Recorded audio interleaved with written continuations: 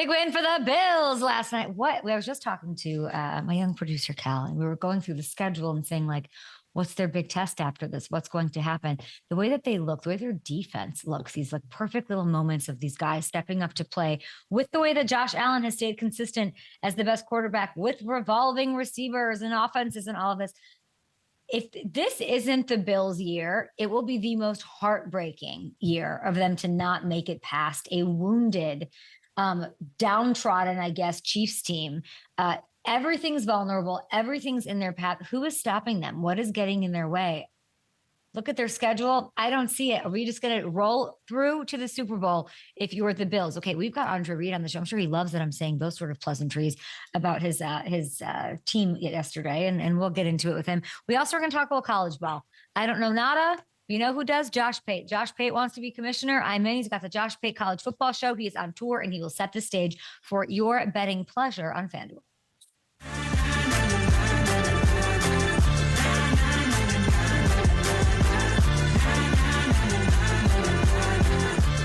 All right, welcome to the show. It's a Friday, Thursday Night Football. Matthew Hamilton was not the way that I wanted it to go, Matthew. However, I will say I almost looked like a genius. Just enough. A lot of the things I said did come to fruition. And we're not just burying this Dolphins team and just like they're done. They've got some fight in them. They know their back's against the wall. Their schedule eases up a little bit. But I do want to say, I said that the Dolphins were going to win this game, and scoffs, hate mail, all the things coming my way. And they had a little fight in them. Including from me. And I'll admit, they played a much better game than I thought they were going to. And you were so close to being right. If that roughing the punter doesn't happen, I think you probably would have been right. It's those kind of mistakes that you can't make against teams like the Bills. The Bills look so good.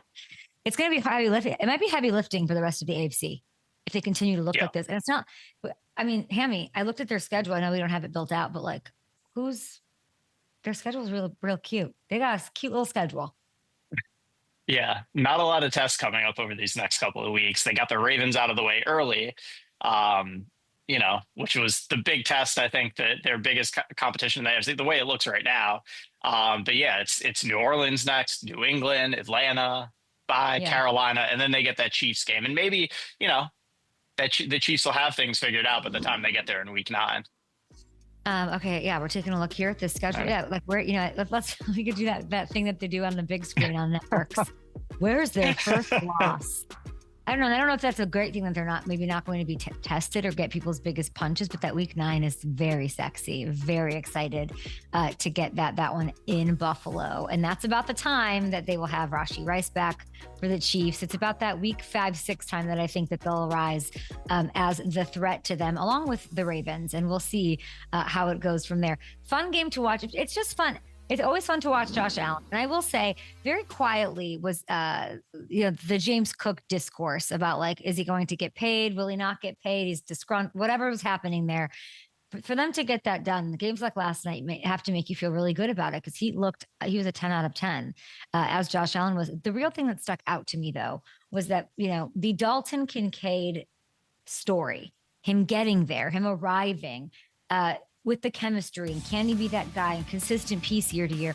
Last night, I feel like we got to see, for 4 quarters, him be the guy for Josh Allen. And you got to love to see it because there was a lot of pressure on Dalton, right? He's a first-round pick. He's in an offense, that doesn't have a true wide receiver, one. And last season was a rough go for him. But did he not look like what we all wanted him to look like last night forever, right? Like number 1 option last night.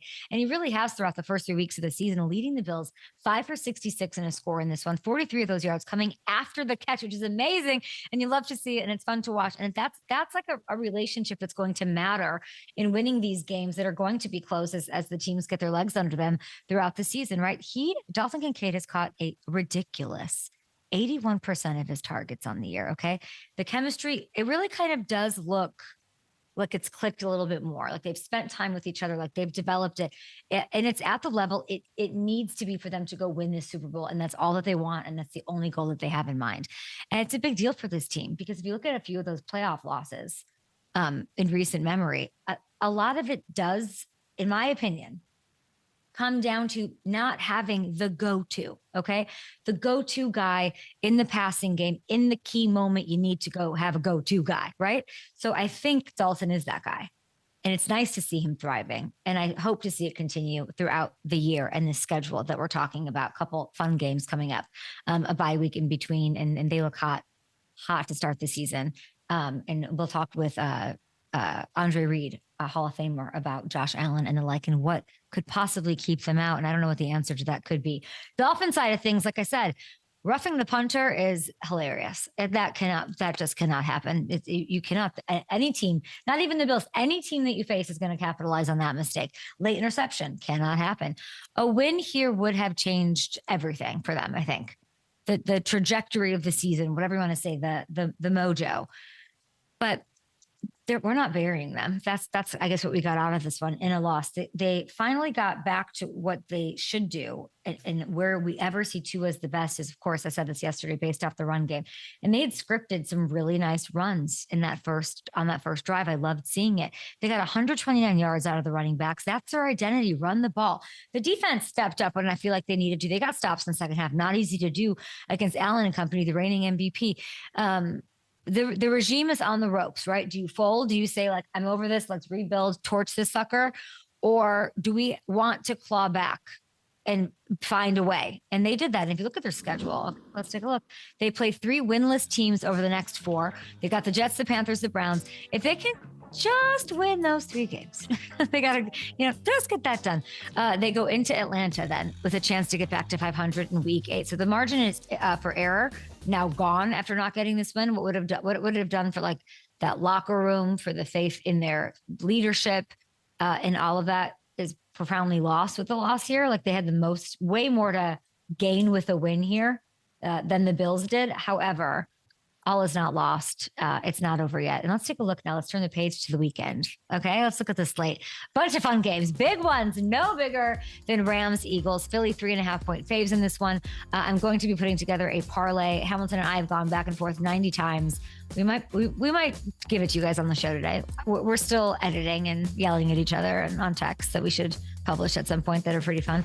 So that'll be really great. And the Jags, a 1.5 fave I'm seeing over the Texans. Houston, man, Houston 0-3 is crazy. The rise of the Colts, I guess, is what's going to happen there. And the BUCS, 6.5-point faves over the Jets. Tough injury news this week on the O-line, but they're trying to get to 3-0 for the first time in 20 years. So I'm rooting for the BUCS in that one. The more Baker, the better. Ham, did you see Baker at the podium being asked about facing Tyrod Taylor? Yeah, I did. That was really cool. I saw him. I saw a couple other things from him too from that press conference. But yeah, I did. I like what he's wearing. I like what he's about. I like how he's feeling. I like how he's like not oversell. He's very short with the media. He's not making it about him. But him saying like he calls himself Tyrod Taylor. No, it just doesn't correct. I just all those like when he's saying that he's speaking to me, he's speaking to his base. I'm his base. Yeah. You know how I feel about guys not correcting their names, guys, women, whoever, like letting people go on calling you the wrong thing. And for him to like put that on blast, I thought was great. And like his own little Baker way. All things are Baker. I mean, what would a 3-0 start for them? What would that mean? Yeah, I mean, it's enormous. It's the one thing they haven't been able to do. We talked about the consistency with Todd Bowles and these 2-0 starts. They haven't been able to get to 3-0 yet with it. They kind of hit these rough patches sometime over the last couple of years. They've hit these rough patches with Baker after the hot starts. If they can keep it going, they're going to get into that conversation with the Eagles and Packers at the top of the AFC. 6.5-point faves over the Jets. We've got Josh Pate on the show. We're going to talk a little college. Hey, before we get to this, I still want to talk about Chiefs, but I want to ask you, Josh Pate, I'm a Washington Huskies fan.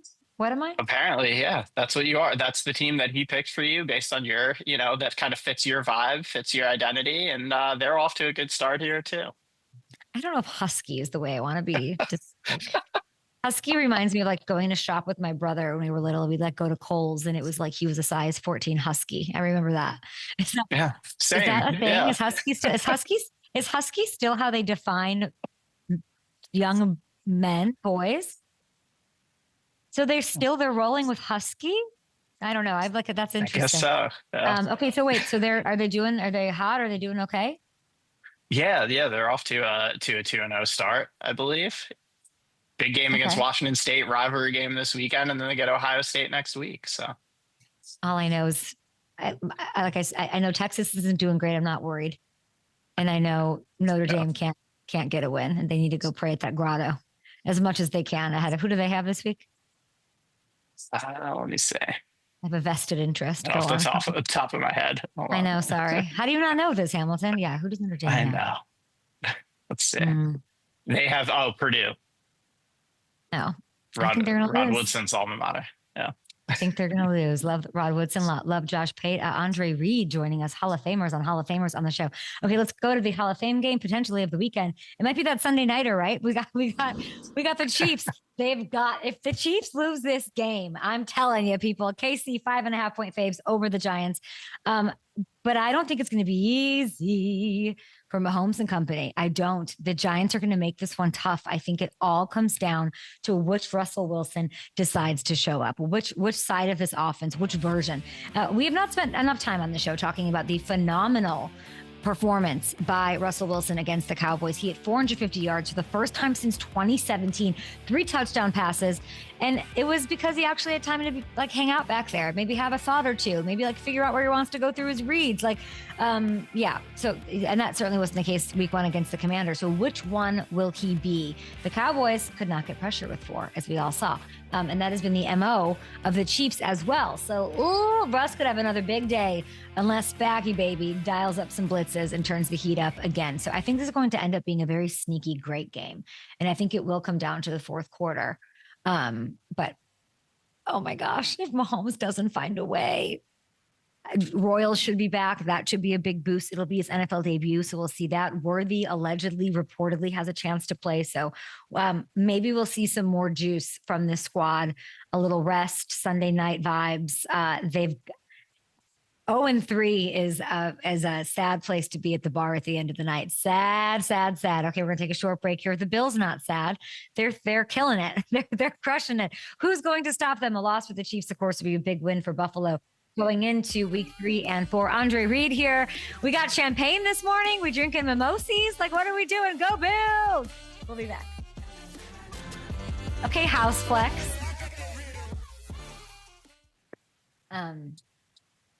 Damn, they can't lose. Yeah. Do we have the Chiefs schedule? Okay. Let's see if we can get it pulled up. But yeah, it gets to, I know the Ravens and the Lions are in there over the next couple of weeks. Yeah, it's Ravens next week, then Jacksonville, then Detroit after that. And then Rashid is supposed to be back for that week 7 game against the Raiders. Yeah. There we go. Do you think Spags has a little something for the Giants? What is that? Does that do something to him? I don't know. I don't know if it's too far removed at this point for him.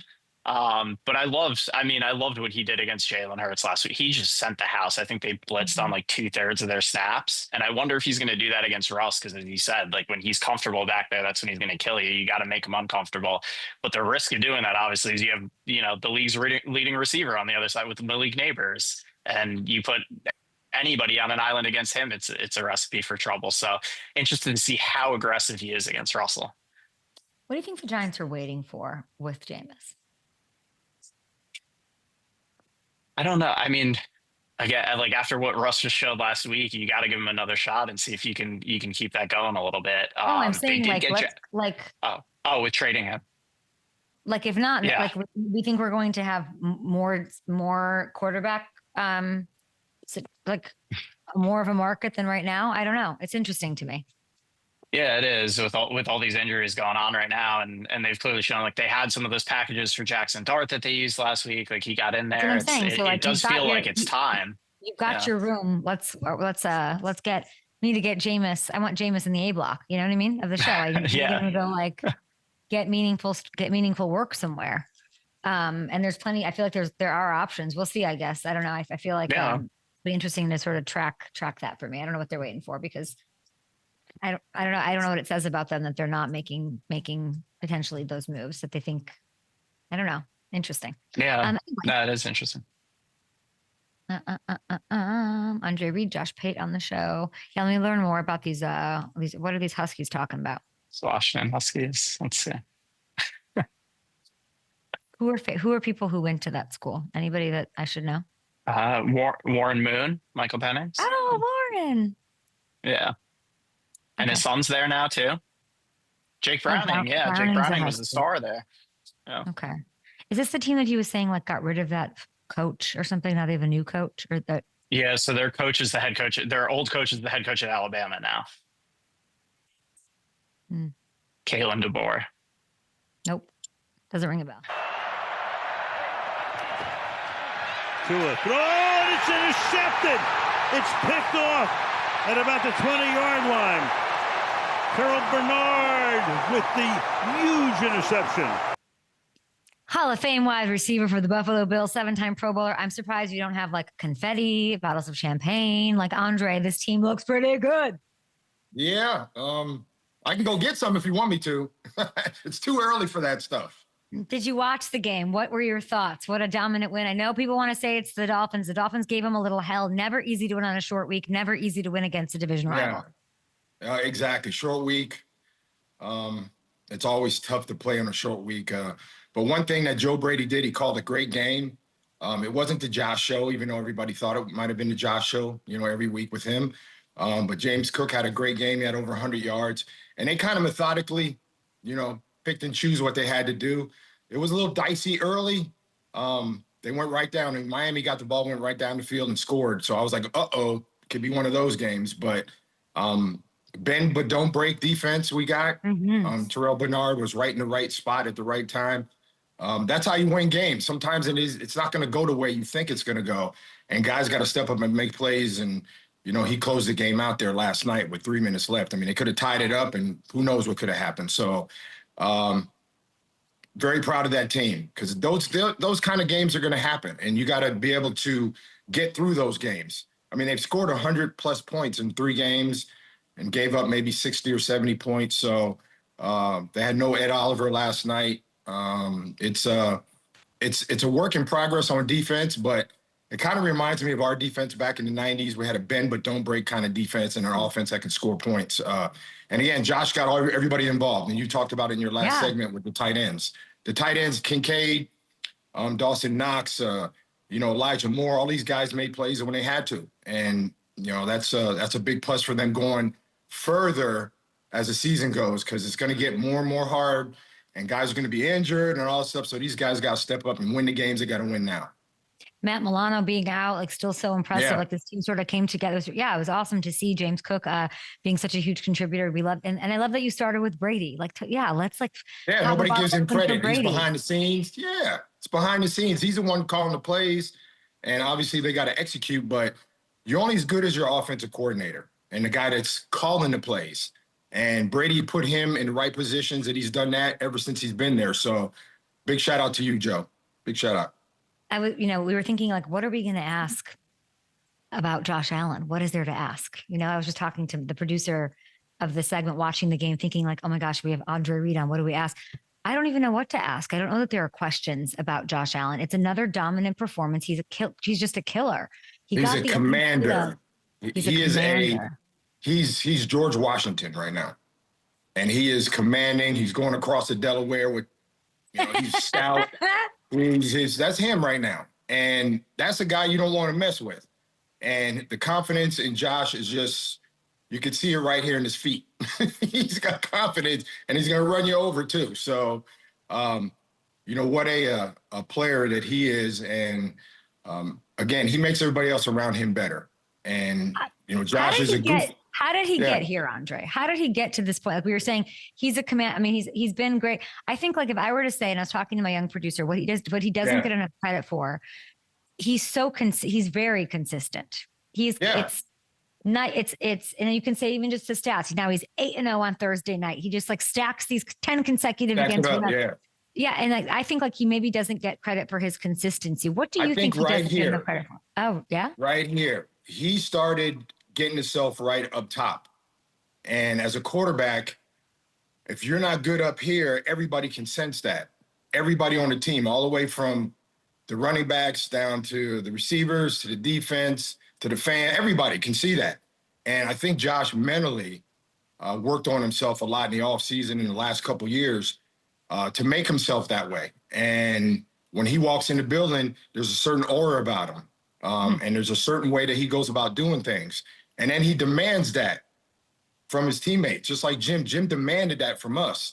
And if we weren't up to that par to do that, then I don't know. You know, it's a different thing. But I think he demands that every time he walks in that building.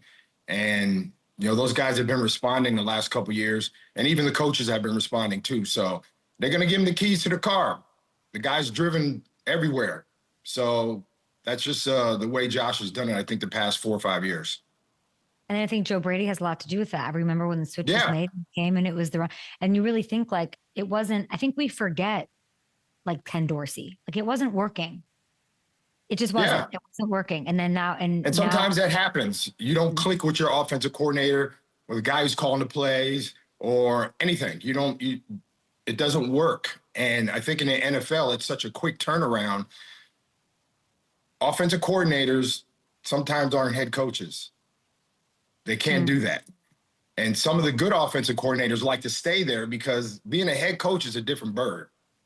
You got so many different responsibilities. If you're just a play caller and all your job is to make everybody on the same page on offense, de-coordinator, make everybody on the same page on defense, that's going to get you wins or losses.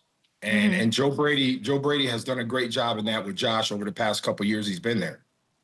Andre, you said that Josh makes everyone better. That's super clear. There's a narrative that exists, and I don't know what to do with it. Like I feel like I see both sides of like, and I don't even know why people like to argue it, but just when it comes to greatness, right? Like there's an argument or there's a narrative that like Josh Allen doesn't even have weapons. He does it all. He whatever. Like obviously to get team wins and stuff, I don't want that to be true if I'm a Bills fan, but I also don't know if I subscribe to that because even like I'm watching this game last night. And yes, like Josh makes everyone better, but also he does have help. 75, and it's amazing. 75% of his passing yards yesterday were after the catch. He's got pieces. Do you subscribe to that? How do you feel about his weapons? He's got pieces, but nobody knows them. So it's a Josh Allen show every Sunday. So again, I said earlier, methodically, he gets the ball to guys. He doesn't have he has a number one guy, but it isn't number one like, you know, like Justin Jefferson or like Jamar Chase. He doesn't have that guy. He has that guy, but he's a little smaller version of that right now. And I think that's just the way it is. And as long as he gets everybody involved and everybody's on the same page, he can have 5 guys that nobody even heard of out there. And sometimes it's like that. You know, 5 guys, they don't know who they are. But these guys are making plays when they have to make plays. And that equals wins. That's going to get wins. It's not going to get L's. Is Shakir a true number one? True, yes. Because the game is now going from the outside to the inside. It always has been. When I played, it was always about the inside going out. It's the outside going in. They need that guy in the middle around the hashes that can keep the chains moving. And Shakir is the guy that can do that. He's very, very elusive in there, knows where he's going, knows how to get open. I'd like him to be talked about then, Andre. This is like, I guess what bothers me. It's like Shakir is that dude. And I guess I don't know why, you know, James Cook is balancing this offense. Shakir makes that guy. Shakir makes plays every freaking week. He does, and he doesn't drop any balls. He doesn't drop any balls. He's a yak king walking amongst us. Actually, the first game I was up for the first game against the Ravens, and I got a chance to talk to him the day before the game. He's just smooth, and he just gets it done. He just, you know, very soft-spoken, goes out and does his job, scores a touchdown, makes 4 or 5 catches, very, very the catches that he needs to make to keep the chains moving, and that's what he does. What did you two talk about? Well, he's having a baby, so we talked about that more than anything. about his health and all that kind of stuff. You're such a sweet man. I love that. Saying, I didn't go up to him and say, "Hey, what are you gonna do tomorrow?" I mean, I could have done that, but I talked to him on a, just like, "Hey, how you doing?" basis. And what a just a nice young man. And I think he just goes about his business, and he knows what Josh expects out of him, what Joe Brady expects out of him, and he goes and does his job. And that's the kind of guy you want in that locker room. Yeah, I feel like that maybe that also, along with what he does in the field every week, doesn't get talked about. His lack of needing to be that guy, or talked about as that guy. Yeah, as the season goes, it's going to be even more evident, because people, let's face it, last year he made some catches in there and did some things that the team needed at the time. And he's a focused guy. Just by talking to him, I can tell he's always in his playbook. Yeah. I think it makes it easier for Josh Allen. And I think, like, if I'm looking at this, like, just talking to you, and I love talking to you, and I'm so glad to just get your insights on this. It's like, it takes a specific kind of person for that to work for these all of his options to throw to they're so unselfish. Yeah. And really the unsung guy in that, right, for the first 3 games is Elijah Moore. That was just a great pick. That was just a great pickup for them, because he's kind of like a Shakir kind of guy, but how they use him out of the backfield and, little tosses and things of that nature, that just keeps the defense honest. And I'm glad Joe Brady has incorporated him in that kind of manner in that offense. So just fun to watch. It's fun to watch an offense like that. You were at the game before you were at the Ravens-Bills game. Of course, everybody knows those are like 2 MVPs going at it. And so you got to see Lamar up close week 1. Yeah. Who is Josh Allen? And I'm looking at Josh. Let me look at FanDuel Sportsbook here. Who we got? He's at plus 310. He's the favorite. He should be. I mean, he was flawless last night. 6 incompletions. He had 3 touchdowns. Crazy. Who's his biggest competition for MVP? Man, those are 6 good quarterbacks right now, I tell you. And you guys were talking about Baker Mayfield earlier, and probably out of those 5 guys or 6 guys, Baker's the guy that's, he's kind of that sneaky guy that can come out of nowhere. Baker. I love him. And he's such I've talked to Baker a few times. I saw him at the Super Bowl, I think 2 years ago. And he's just that nonchalant dude. He's like, okay, I'm Baker Mayfield. Who are you? Whatever. And he just he goes out, and he would be fun to play with.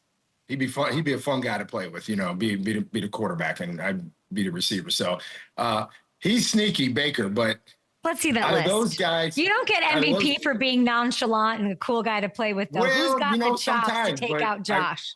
I love what Justin Herbert is doing this year. I had a chance to go to training camp when they started this year, and talk to him for a bit also. What Jim Harbaugh is doing with him is tremendous. The Chargers are notorious for starting fast, and then they kind of fade in the end. But I don't see that this year with Harbaugh as a guy there, and Jordan Love, that guy's a beast. And then Jaden Daniels, he's just out there just doing Jaden Daniel things. That's a good group of 6 guys as far as MVP goes, and just have to see who's standing last at the end of the season. But obviously, Josh and Lamar are the front runners again this year. But what will it come down to? I don't know. I love talking to you. I want to hit some other topics around the league, though. And I would love to, let's do it in a fun way. Okay. We're going to call this Read. We're going to call this Read the Room in honor of the Hall of Famer, Andre Reed. Let's do it. I'm going to tee you up with a topic. You're going to give me your read on it. First up, Eagles passing attack. A.J. Brown, 6 catches, 35 yards so far this year. Okay. What is your read on the Eagles' usage of their best receiver? That's just a matter of time. That's my read. I think people got to realize a quarterback, regardless of, Jalen Hurts and any quarterback, he's got to get his feet set, and he's got to get comfortable. And I think fans that watch it take it for granted that it isn't just dropping back and getting your read and throwing it. You got to be comfortable back there. And, you know, Jalen Hurts, Jalen Hurts gets he gets a bad rap. And they talk about him like, oh, he's not a top 10 guy. He's a top 10 quarterback. He's got a Super Bowl. He's top 10. He plays that way. They don't look to him. So I think A.J. Brown will get his feet under him. And I ain't worried about them too. Week 2, AJ ran a slant on 29.2% of his total routes. That's the highest rate in a game in his entire career. They got to run him deeper. They got to run him deeper. Here it is. He's a big dude too. If he catches a slant, if you ain't rapping, he's gone. So, and plus that keeps the defense honest too. You got to bring some guys up. You got to bring those corners up and really be physical with him. And he's a pretty physical guy. Kyler Murray asked about a pretty physical guy, specimen, Marvin Harrison Jr., okay, and his target share. I want you to listen to what he had to say. You know, I say it every time, like, do I wish all of them could get 10 targets a game? Of course. There's only one ball. You know, we've been playing this game for a long time. We all understand how it goes. Some days he's going to get 10, some days he might get 3, whatever it is, and Mike might get 8. You know, you never know. Week 2, it was 5 targets, 2 catches for 27 yards. They have the Niners this week. What is your read on Marv's fit in this offense? First of all, when I came in the league, there was no such thing as targets. They ain't had that. They put that in. There were no targets. You go out there, and when I throw it to you, yeah, that's the target. That's about it. I don't know. I think, again, what the coordinator wants, he wants to spread the ball around too. But obviously Marvin Harrison Jr. is a threat every time he's out there. And a lot of times it doesn't dictate, what you do all week during practice. He just really, when it comes down to it, I think they just got to make the plays when he's there. You can't worry about the targets. You can't be like I have a piece of paper in your back pocket after every play and go, well, I wasn't targeted there. I mean, you can't do that. Yeah, you can't do it. There was times I didn't get no targets. And you never felt any way? You never kept score? Oh, I was a little mad inside now, of course. I'm not gonna lie to you. I was a little salty inside, but it's when I have to make the play at that time, you kind of forget about all those targets. You don't think they should start force feeding Marvin Harrison Jr.? No.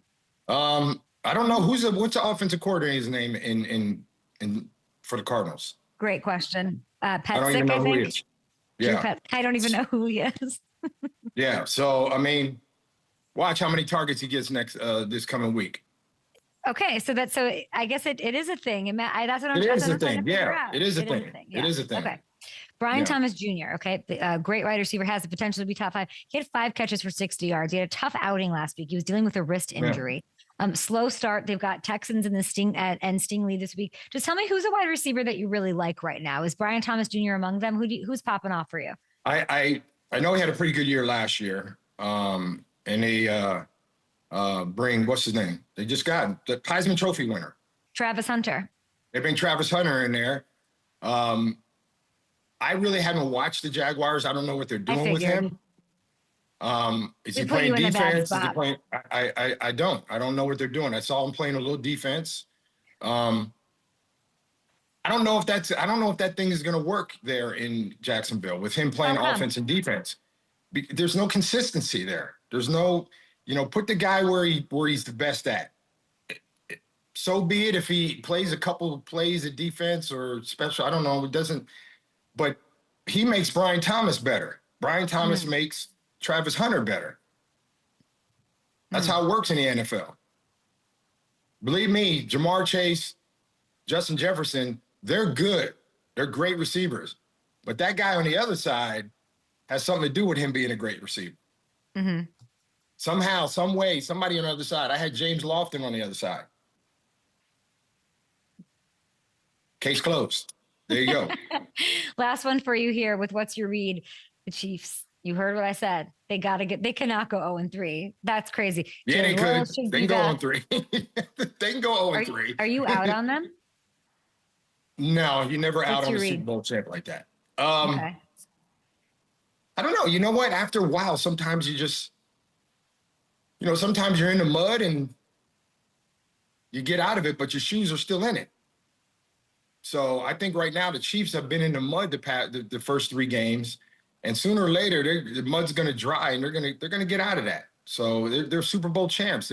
Andy Reid and all. I mean, I go on and on with the guys they got, and they've always predicated their wins on how the coach, offensive coordinator, how Andy calls the game, how Patrick Mahomes gets everybody involved in the game, and just a defense that's a bend but don't break defense again. And they capitalize on your mistakes.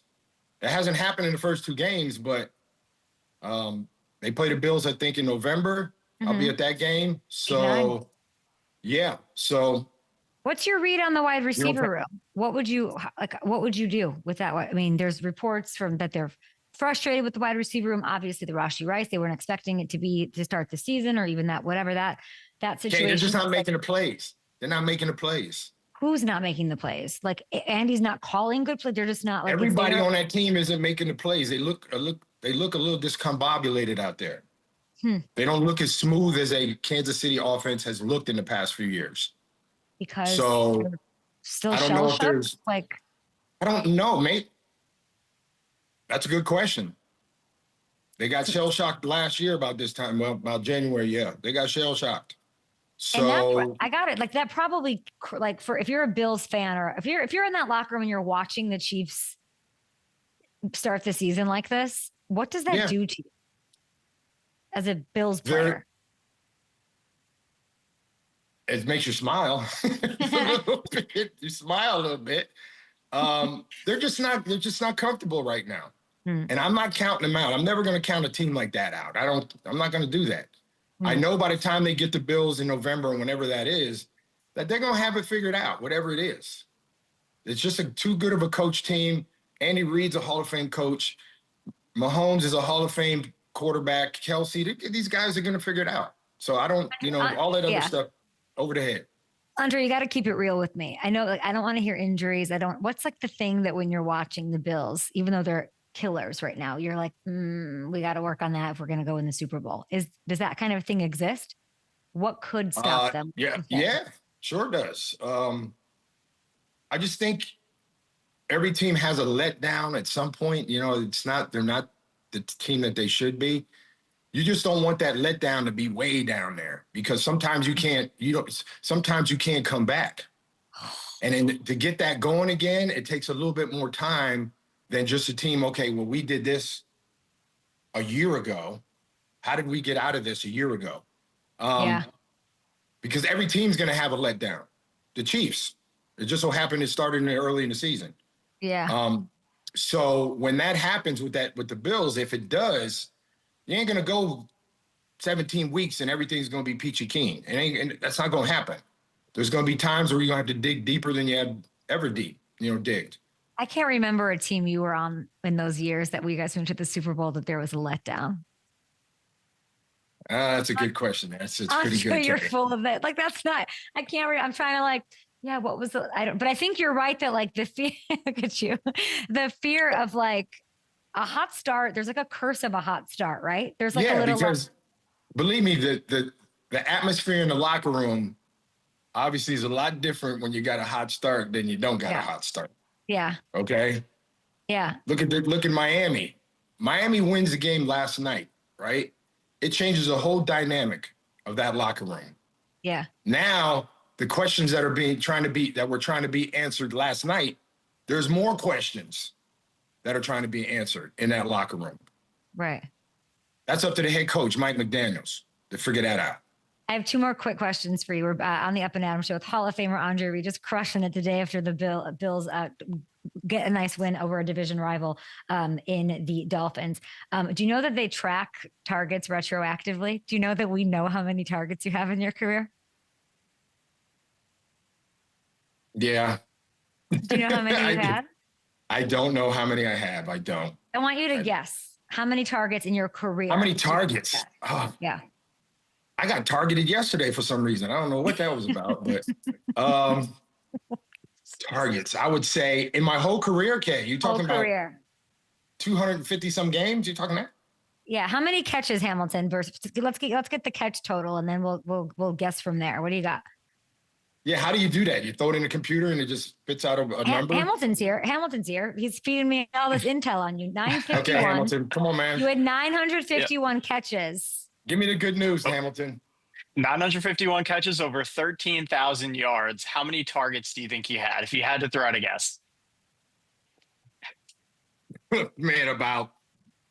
Okay, I'm gonna give you just an even number. Maybe, yeah. Okay. This is just a number now. I mean, because I don't know. Wait a minute, I have it right here. I got it calculated right here at the target. Targets, I'd say 1,600. Wow. Literally. 1,595. 1,595. Mm-hmm. Yep. The price is right. Let's go. You just went home with the sauna and a Mitsubishi Eclipse. When you need me for numbers, make sure you call me. I love that for you. When I need you to feel good, I need to call you. I have to ask you about Cellivate. Yes. I want to feel good. It's not just for athletes. It's for me. Yeah. It's for everybody. What is this product for aches and pains? Tell me. Well, it isn't really aches and pains. It is. But the technology of this product is just outstanding. I've been using it now for more than a year. And it's in a gummy form. The gummies are great. One thing about this is they figured out how to repair the cell. And your body's made up of cells. Inflammation, headaches, joint pain, all this stuff that you have every single day. And as a guy that played 17 years, believe me, I got a lot of that. It's one of the most powerful antioxidants on the planet. And they figured out how to put it in a gummy. And you eat this, and let me tell you, I feel so good. You can tell I feel good. I can't. You were a whole vibe. I literally just texted Hamilton. He's so hilarious. Like you're a whole vibe right now. Yeah, I wish I would have had this 30 years ago, but instead of just a aspirin, to give you an aspirin and go, hey, go sit down for a minute, you'll be all right. But this has revolutionized the way that cells are being repaired. This company is just awesome, and I've been with them for about a little over a year and a half now. And believe me, Cellivate has done wonders for me. Right now, there's a couple teams that are doing it. 40. Hold on. You're saying that you didn't have it when you played. 40 I looked this up. 40 college and pro teams are using Cellivate. The Vikings, the Packers, NFL, and then the Cleveland Cavaliers are using it. There's antioxidants. It's amazing. College, I love that. Right now, it's in colleges now too. So we're gonna see you in Riyadh playing flag football with Tom Brady. Yes, hey, I recommend this. Believe me. I wake up every day, and mentally, physically, I'm a lot better than I was probably 10 years ago. And 10 years ago, my body was just like, it felt like I was crumbling from inside out because of all the hits and all the things that I went through. You know, back then, Kay, they could hit you. They can't hit you now. So this has done wonders for me. And I recommend it to everybody. It isn't just the athlete, it's the regular person too.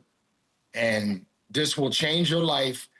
This will make you feel better, look better, everything better. We appreciate you.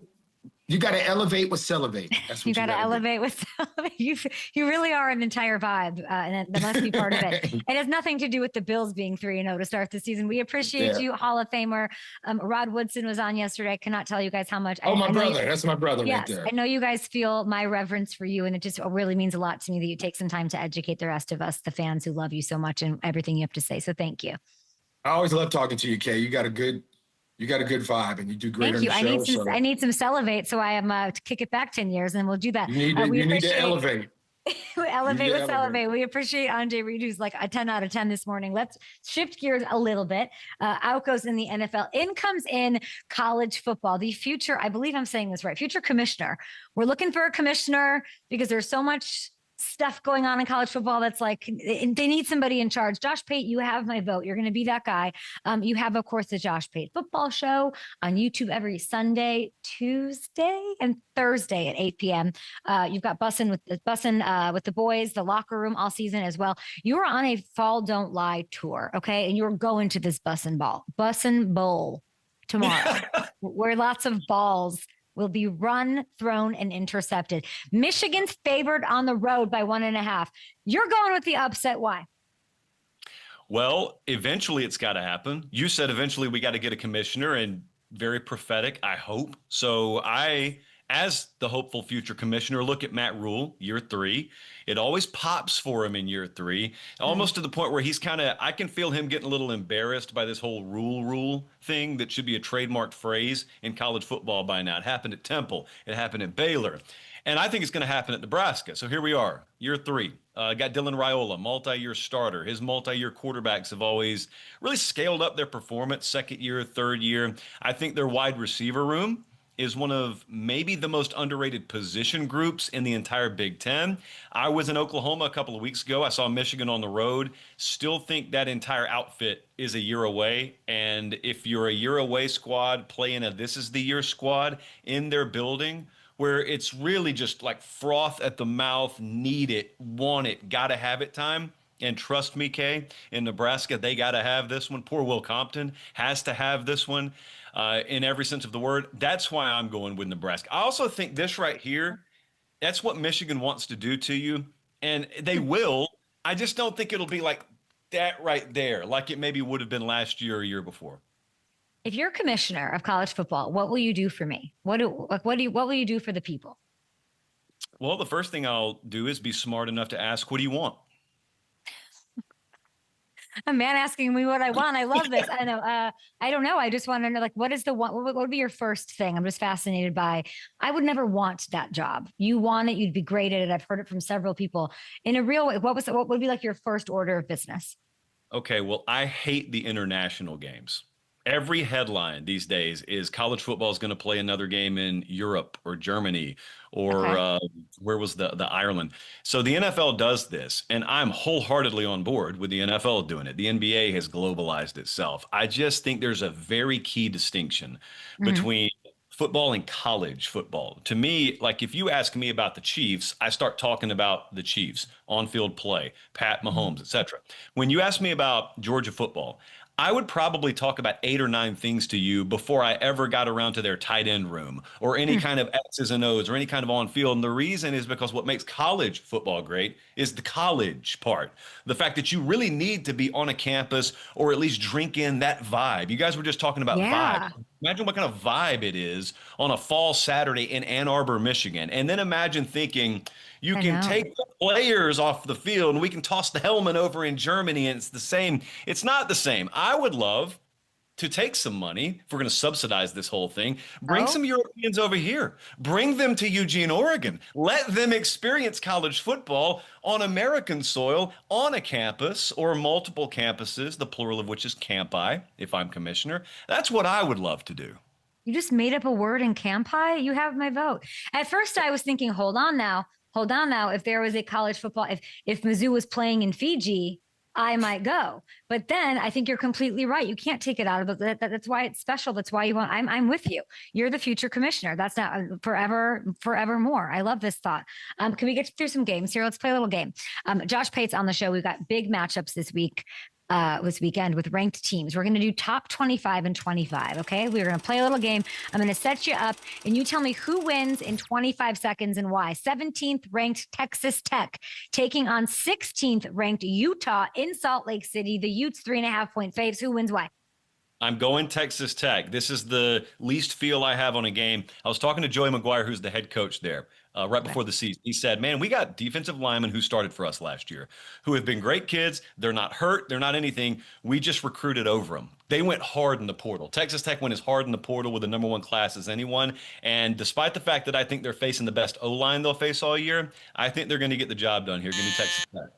Utah's defense hasn't allowed more than 10 points this season. 9th ranked Illinois going on the road. They're taking on a top 20 team. They're number 19, Indiana. Indiana's favored by 6.5 on FanDuel Sportsbook. Who wins and why? I went Illinois, and Illinois is nearly a touchdown dog here. So I've got a little, I don't want to call it blind trust in Brett Bielema and his squad because a lot of them are returning from last year. Sometimes returning starter is a very overrated stat in college. But they didn't really win anything of note last year. So all of the promise is in front of them. And I just think maybe they're a little underrated. They already went on the road. They beat Duke. I think they'll find a way to do it again here. I like the underdog here. You have Illinois and you finished within the buzzer. So Illinois, there are 6.5-point underdogs I'm seeing here. And their quarterback, Luke Altmaier, by the way, I looked at his stats this morning. He's thrown for over 700 yards, 8 touchdowns, no interceptions through 3 games. Super, super impressivo. Okay, let's do this. 23rd ranked Mizzou hosting South Carolina. Mizzou 9.5-point favorites. What? Yeah, and Lenora Sellers is playing. That line is with Lenora Sellers playing. Okay. I think Missouri's going to win this. I don't like at all the vibe off South Carolina right now. You remember you and I talked like a month ago, and I said, hey, the rumor is their wide receiver room, according to their insiders, is really underrated. Turns out not so much, and I don't think that's just going to establish itself on the road. They're in desperation mode as a team, but so is Missouri, so I'll take Missouri. Mizzou 3-0, and they're outscoring opponents by an average margin of 36 points per game, whatever that means. That's the note that's in my script here. The last one. This is a big one. This one I know about a little bit. It's 11th ranked Oklahoma. They're hosting 22nd ranked Auburn. Sooners favored by 6.5 points. How does it go? Big fight between me and the Auburn faithful this week. I've watched every snap of Jackson Arnold. Any completed pass is underneath and out wide. Nothing across the middle of the field. Now they're telling me, hey, we've called the game to win the game. When it needs to be there, it's going to be there. I sense a little dishonesty in that, and I love Oklahoma. I told you they needed the Michigan win. They got it. They need the Auburn win. They got it, or I think they're going to get it Saturday, and that's the story of the year so far. Really quickly before I let you go, please tell me about my Washington Huskies. Give me the update. My team, my favorite team. You see this grin is the grin of 2 grins here. 2 grins of people who think they know something that the rest of the country doesn't know yet. And we're going to wait at least one more week because I don't think the country is going to watch the Apple Cup, all due respect, a once great rivalry. I will be there. Of course you will, but we all know who's going to be there next week, and that's Ohio State. And so when Ohio State comes to town, and they already got Ryan Day and Matt Patricia comparing Damon Williams to Kyler Murray, they're already trying to warn the locals there, hey, this is not going to be easy, and the locals are already looking ahead to the Penn State game. So we may have to teach a lesson, the 3 of us, Damon, you, and I, next week. I kind of understood that, and I love that for us. You just keep telling me what's going on, and I'm going to keep following you on the Josh Pate Football Show YouTube, like I said, every Sunday, Tuesday, and Thursday at 8 p.m. Eastern with the BUSTIN with the boys, guys, on Locker Room all season. And I cannot wait to see where your Fall Don't Lie tour is heading next. And if it happens to be Los Angeles, at any point, you let me know. Thank you so much, Josh. I appreciate you. I'll tell the people in Nebraska you said hi. Absolutely. Tell Will Compton to say goodbye to mustaches and shaved heads and all sorts of things. Now, this Saturday, everybody, there is a BOOSTIN with the Boys 50% profit boost token. It can be on any college football bet as long as the odds are minus 200 or longer. You can use it on the BUSTIN Bowl. You can tail any of those Pate picks, whatever the heck you want. Get it done. Let's hit you up with some K-makers, shall we? Let's keep the FanDuel love going here. Yes. Oh, a little nostalgia, a little video game action. Let's do this. These are the guys who are going to score touchdowns this week. I'm going to start with Saquon Barkley. Okay. Minus 140. That's about as good as a return as you're going to get on him, especially against a team that he scored 4 touchdowns against last year. Next up, how about Roma Dunze, banged up Cowboy secondary. He scored 3 times already this year, getting plus odds to get another. I feel really good about these this week. Finally, how about plus 200 FanDuel odds for a T. Higgins touchdown? That's a given, okay? Not really, but I like that. I like those odds. I feel like he's the guy that Jake Browning targets. We saw that beautiful touchdown, the red zone, 4 touchdown passes from Jake Browning in his career, by the way, 2 against Minnesota the last time they played. So I love the return on that one. There we have it. Let's flip it over to Matthew Hamilton for some hammer time. Get on in here, Justin Herbert. Justin Herbert, he could steal that MVP. He has looked fire through 2 weeks. In Brazil, not in Brazil, divisional matchups, not. Can you just give me the skinny on what's working with this Greg Roman offense here too?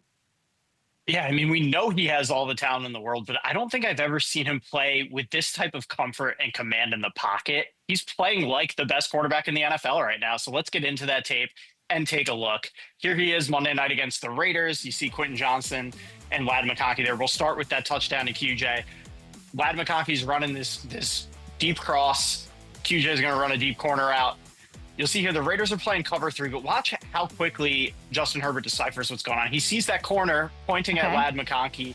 He's stopping on that crossing route. He's not getting his depth to the deep third of the field. With that safety in the middle of the field, he knows he has the angle to drill this in to Quentin. And look at this, 51.5 yards on a rope. You can't throw a better ball than that down the field. Touchdown there for Quentin. It looked easy on TV. That is not easy. And then here, the Raiders playing cover 2. Rookie Trey Harris is running a vertical here. That circled spot we have right there is the only place you can throw this football. And look at how quickly Justin processes. And look, equidistant between the safety and the corner. You can't throw it better. 36.5 yards on a line. Not many guys in this league can do that. Maybe Josh Allen and Mahomes, that's it. And then the big play in this game, 4th and 2. You're going to see the shallow cross from Ladd McConkey, Keenan Allen running a dig behind it. But just look at how patient Justin is here. He's going to look for Ladd initially off the play fake, but he sees Jeremy Chin dropping into that zone. He probably could make this throw, but it's tough. So he's going to get to the next read in his progression. Look at all the time he has back there, too. You can go make a reservation to Delilah again with all that time he has back in the pocket. Drills it into Keenan Allen. But watch why he has so much time. This is Greg Roman being a madman. 4th and 2, biggest play of the game. He's not going to block Max Crosby with an offensive lineman. He's going to use fullback/defensive lineman Scott Matlock and rookie running back Omarion Hampton to do it. Look at the shot Hampton gets in on Crosby. He gets nowhere near Herbert, buys him time to make that throw over the middle. And again, it's just the way he's operating this offense right now, the way Greg Roman is calling it, it is all working so well, and it is an elevation to Herbert. He should be at the forefront of this MVP conversation right now. You seemed extra juiced about him. Like, this is not you've taken it up a notch. You are totally in on the Justin Herbert experience.